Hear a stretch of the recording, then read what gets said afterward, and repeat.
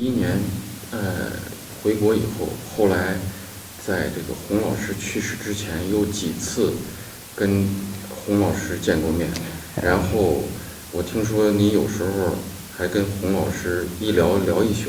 是，我91年回来的时候呢，从91年第一次开始，一直到94年，每年都回来，最少一次，有的时候2、3次，但是呢，我那个时候是一个老师，只有夏天这段时间和冬天，回来，一有机会就回来吧。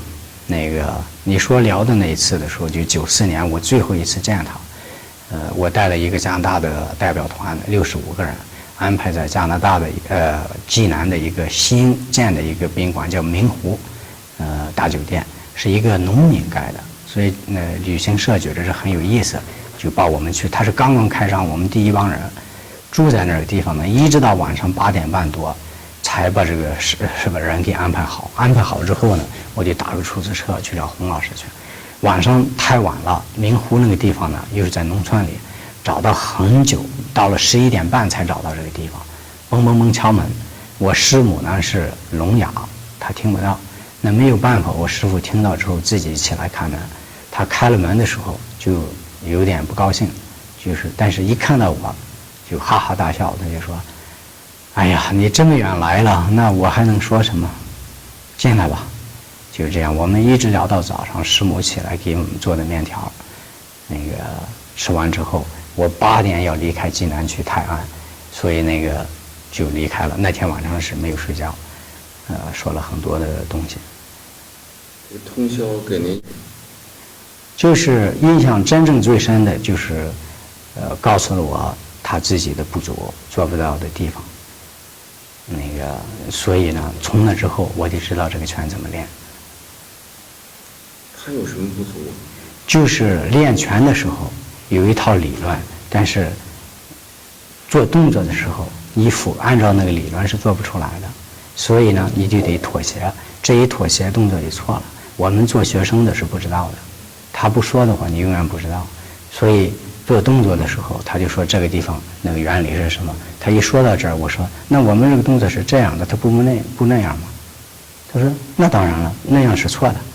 我说那你不是也这样做的吗？他就说那我对还是原理对？然后我说那按理来说应该是原理比老师重要。那我说但是我认为你所有的讲的东西你能做得到。他说那我和你是一样，也都是人。他说要是人的话就做不到，做不到就只有想一个办法妥协，妥协了这个地方就错了。所以就说他告诉我这一个地方，我的拳和洪老师的拳和我别的师兄弟的拳微微有点差别，不很大，就是这一点。也就是说，洪老师自己这个有不足，然后您靠您自身的这个悟性和这个天赋，也不是悟性的这个不足，就是他这么说的。我认为不是不足，是我认为他用这个方法给我指了一条路。就是说了一个学习的方法，就说原则就是原则。你不管是你是师兄弟说的，你自己认为的，还是我说的，我们以原则为大的指导方针，并不是真正的衡量他说他对还是错。就说你碰到困难的时候，一定相信原则，不要相信别的。所以呢，用这个原则再把拳重新的打一遍，发现有些地方需要调整。